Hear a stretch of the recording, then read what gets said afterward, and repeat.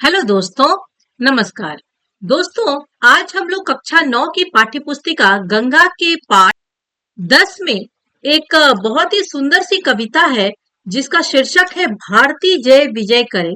आज हम लोग इस कविता को पढ़ेंगे।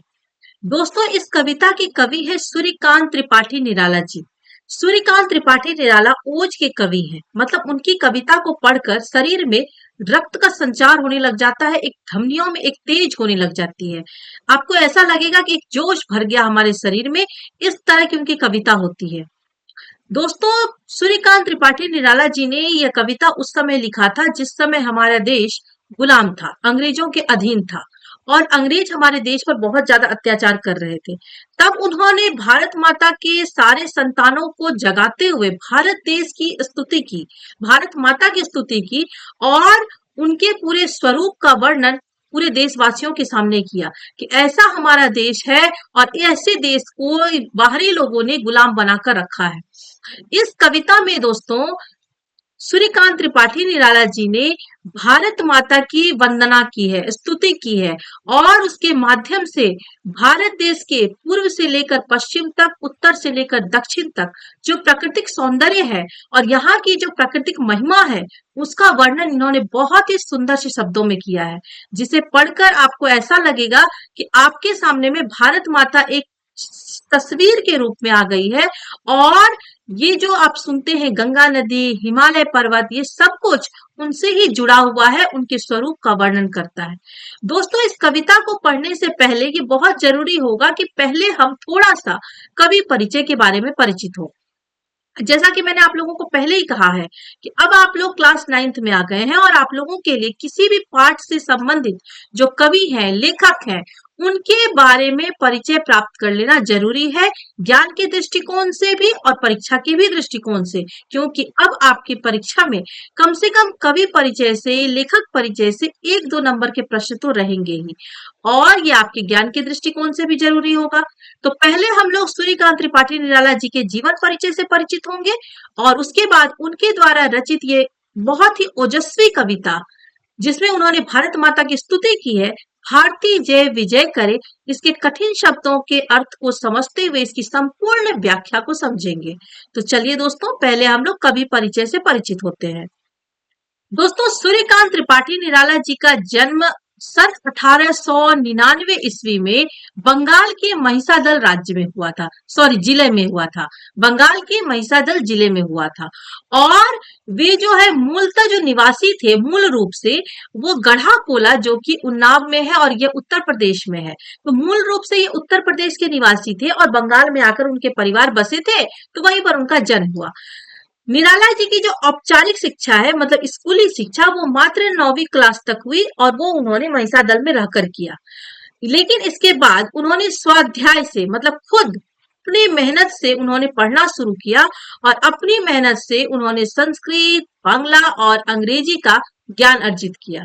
और उनकी जो रचनाएं हैं उनमें प्रमुख जो उनकी काव्य रचनाएं हैं उनमें अनामिका, परिमल, गीतिका, कुकुरमुत्ता और नए पत्ते, ये उनकी प्रमुख रचनाएं हैं। ये इतने ज्यादा प्रतिभावान थे कि इन्होंने साहित्य के बहुत सारी विधाओं में अपनी रचना की है, जिनमें उपन्यास, कहानी, आलोचना, निबंध, इन सब में उन्होंने अपनी लेखनी चलाई है और वो बहुत सी सुंदर रचना के रूप में साहित्य की एक अनमोल धरोहर के रूप में हम सब के लिए संग्रहित है। दोस्तों, ऐसे महान कवि का उनके जीवन में कभी भी सम्मान नहीं हुआ, क्योंकि वो सत्यवाद को पूरी तरह से बेबाकी के साथ कहते थे। और जो भी इंसान सत्य बोलने का साहस रखता है दोस्तों, वो निश्चित रूप से अकेला ज्यादा रह जाता है। ये दार्शनिक भी थे, विद्रोही प्रवृत्ति के थे, क्रांतिकारी थे, प्रेम की तरलता भी थी इनके अंदर और प्रकृति का विराट चित्रण करने में भी ये बहुत ज्यादा उदात्त थे। वहां मतलब पूरी तरह से इनके हाथ में ये सारी रचनाओं की कला थी और उनके काव्य में आपको दार्शनिकता, विद्रोह, क्रांति, प्रेम की तरलता, प्रकृति का विराट चित्रण, ये सब कुछ आपको उनकी रचनाओं में देखने को मिलेगा। दोस्तों, ये छायावाद के 4 प्रमुख स्तंभों में से एक माने जाते हैं और मुक्त छंद पर इन्होंने कविता बहुत अधिक लिखा है। मतलब उनकी कविता में आपको छंद देखने को नहीं मिलेगा। दोस्तों, ऐसे महान कवि का निधन सन 1961 ईस्वी में हो गया था। तो दोस्तों, ये रहा हमारा कवि परिचय और अब हम लोग इनके द्वारा रचित कविता भारती जय विजय करे इस कविता को पढ़ेंगे। दोस्तों पहले हम लोग लाइन बाय लाइन इस कविता को बहुत ही सुंदर तरीके से पाठ करेंगे, फिर इसके कठिन शब्दों के अर्थ को समझते हुए इसकी संपूर्ण व्याख्या को समझेंगे। कविता है, भारती जय विजय करे, कनक शस्य कमल धरे, लंका पदतल सतदल, गर्जी तोरमी सागर जल, धोता सुचि चरण युगल, स्तव कर बहु अर्थ भरे। अब इसके कठिन शब्दों के अर्थ को पहले समझेंगे। दोस्तों पहले हम लोग कठिन शब्दों के अर्थ को देख लेते हैं। भारती, भारती मतलब भारत माता, सरस्वती माता को भी भारती कहा जाता है, पर यहाँ पर भारती मतलब भारत माता। कनक का अर्थ होता है सोना, शस्य का अर्थ होता है फसल या अन्य, पदतल, पदतल का अर्थ होता है पैर के नीचे, शतदल मतलब 100 दलों वाले फूल, तो उसे कमल फूल को शतदल कहते हैं। गर्जित उर्मी बादलों का गर्जन, सूची, सूची का अर्थ होता है पवित्र, युगल का अर्थ होता है जोड़ा और स्तव का अर्थ होता है स्तुति। अब हम लोग इसके एक एक पंक्ति के अर्थ को देखेंगे। कवि कहते हैं भारती जय विजय करे, हे भारत माता आपकी जय हो, आपकी विजय हो।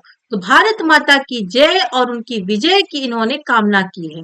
कनक शस्य कमल धरे, अब वो भारत माता के रूप सौंदर्य का वर्णन करते हैं कि उनके देश में, इस देश में क्या क्या है जो भारत माता के सौंदर्य को बढ़ाने का काम करता है। कनक शस्य कमल धरे, उनके जो खेतों में, इस देश के खेतों में जो फसल होते हैं, अन्न होते हैं, वो सोने के जैसे दिखाई देते हैं, और वो कमल फूल, जो कमल फूल की जो सुंदरता होती है, ऐसे लगते हैं जैसे चारों तरफ सोना बिखरा हुआ है। लंका पदतल सतदल, लंका मतलब श्रीलंका, आप भारत देश की मानचित्र कभी देखे होंगे तो उसके ठीक नीचे श्रीलंका होता है। तो कहते हैं कि उनके पैर के नीचे, भारत माता के पदतल मतलब पैर के नीचे लंका है, और शतदल, शतदल मतलब कमल के फूल, और भारत माता कमल के फूल पर आसीन है, वो कमल के फूल पर खड़ी है और उसके पैर के नीचे श्रीलंका है। गर्जी तोर भी सागर जल, और सागर का जल, समुद्र का जल बादलों की तरह गर्जना कर करके धोता सूची चरण युगल, भारत माता के चरण को, उनके जोड़े वाले जो उनके चरण है, उनको बहुत पवित्र, अपने पवित्र जल से उनको धोता है। कौन? सागर। सागर अपने पवित्र जल से भारत माता के दोनों पैरों को हर समय गर्जना कर करके धोता है। स्तुति कर बहु अर्थ भरे, और वो बहुत तरह से भारत माता की प्रशंसा कर करके उनकी स्तुति करता है। तो दोस्तों ये रही हमारी पंक्ति का अर्थ।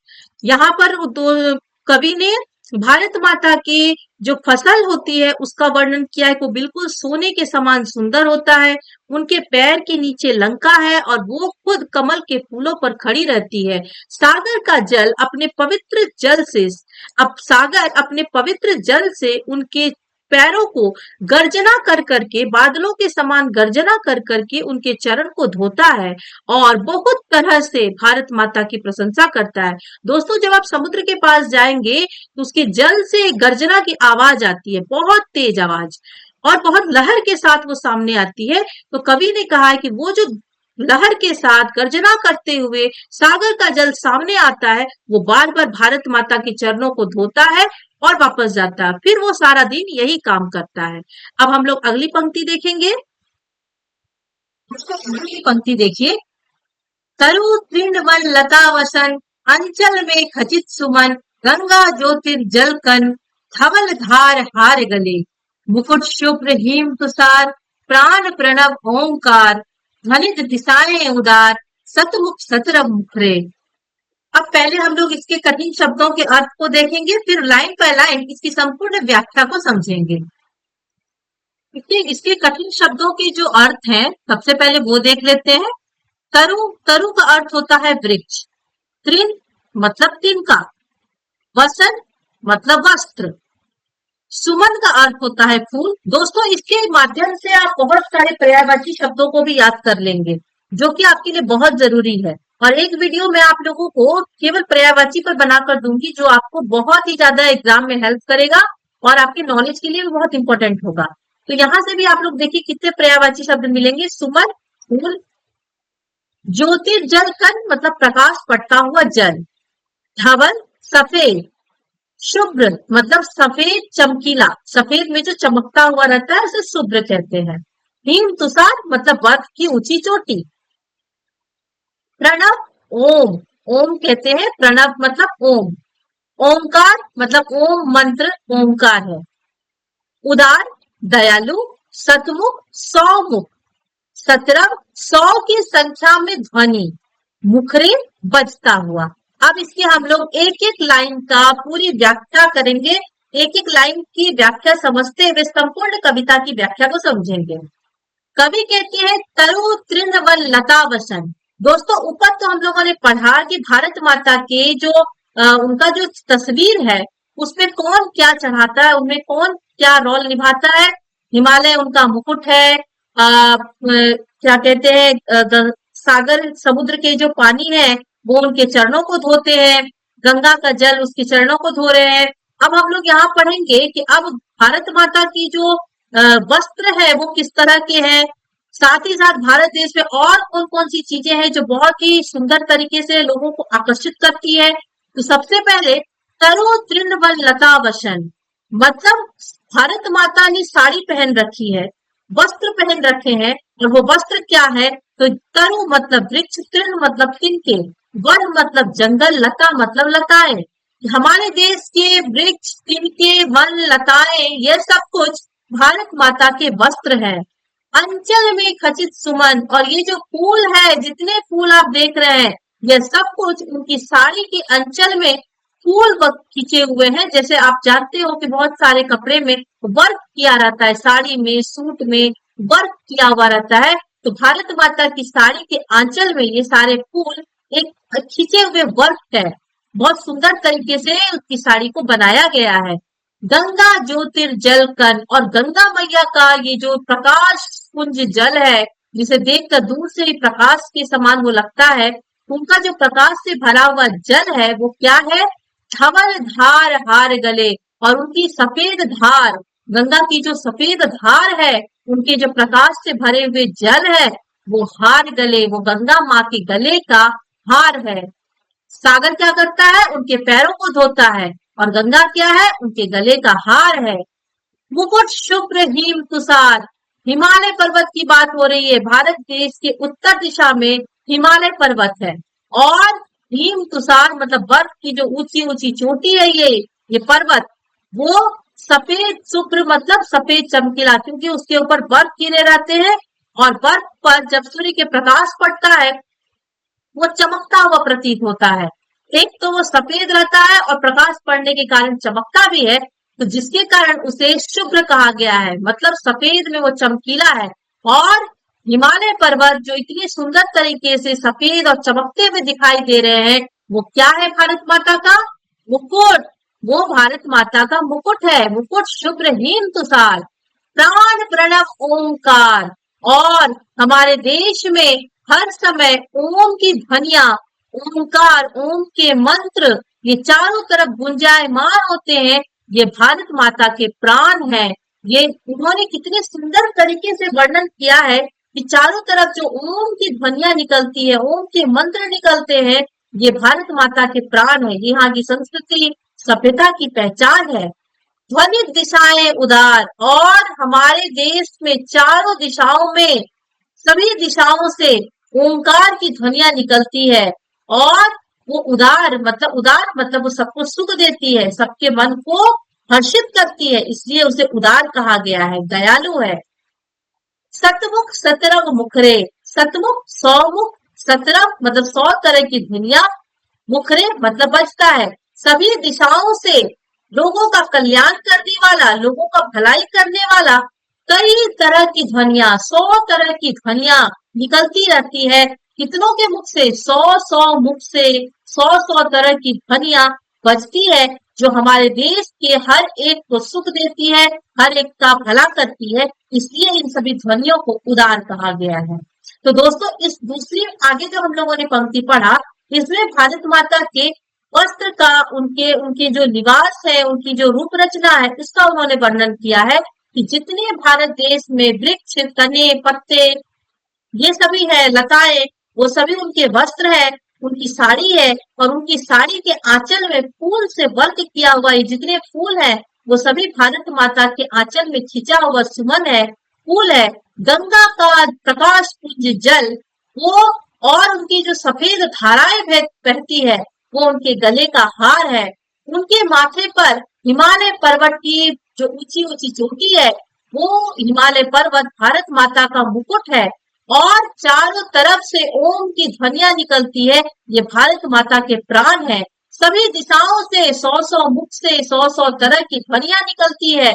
ये ध्वनियां सभी दिशाएं से सुनने को मिलेगी, और ये हम सबके हृदय को सुख देती है, हम सबका भला करती है, इसलिए ये सभी ध्वनियां भी उदार है। तो दोस्तों, यह था हमारा आज का पाठ, भारती जय विजय करे, जिनके कवि है सूर्यकांत त्रिपाठी निराला जी। आपने इस कविता को पढ़कर ये पूरी तरह से समझ लिया होगा कि इनके मन में देशभक्ति की कितनी भावना थी, क्योंकि यदि किसी के अंदर देशभक्ति की भावना है, तभी वो भारत माता की इतनी सुंदर रूप रचना का वर्णन कर सकता है।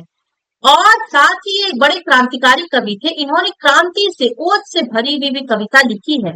ये कविता दोस्तों उस समय की है जब हमारा देश गुलाम था, अंग्रेजों के अधीन था, और ये अपनी कविता के माध्यम से देशवासियों को भारत माता के प्रति प्रेम उनके मन में जगा रहे थे, भारत माता के प्रति प्रेम देशवासियों के मन में जगा रहे थे, और ओज से भरी हुई कविता लिखकर उनके मन में एक विद्रोह की भावना भी जगा रहे थे कि तुम जगो और अपने देश को आजाद कराने के लिए अंग्रेजों से लड़ो, घर बैठकर चुपचाप मत रहो। तो दोस्तों, यह था हमारा आज का पाठ, वो यही समाप्त हुआ। मैं उम्मीद करती हूँ कि आप सबको यह कविता बहुत सुंदर तरीके से समझ में आ गया होगा। मैं आप लोगों से कह रही हूँ ये रिक्वेस्ट के साथ, जरूर इस वीडियो को 1 से 2 बार आप लोग जरूर सुने, ताकि आप लोगों को यह वीडियो अच्छे से समझ में आए, यह कविता पूरी तरह से समझ में आए। और दोस्तों, यदि आप लोगों को मेरा ये वीडियो अच्छा लगा तो प्लीज इसे लाइक करें, फीडबैक के रूप में अपनी कमेंट दें, और जितना हो सके इसे शेयर करें। मेरे चैनल को जरूर सब्सक्राइब कर लें, ताकि मेरी आने वाली हर अगली वीडियो, ग्रामर, निबंध, इन सबसे रिलेटेड जितनी भी हमारी वीडियो रहेगी, वो सबसे पहले आप लोग तक पहुंचे, और आप लोग उसे पढ़कर अपने ज्ञान बढ़ाने में मेरी मदद आप लोग ले पाए, और मैं आप लोगों की मदद कर पाऊं। तो चलिए दोस्तों, अब मैं आप लोगों से मिलती हूँ अगली वीडियो में अगले पाठ के साथ। इसके साथ ही धन्यवाद।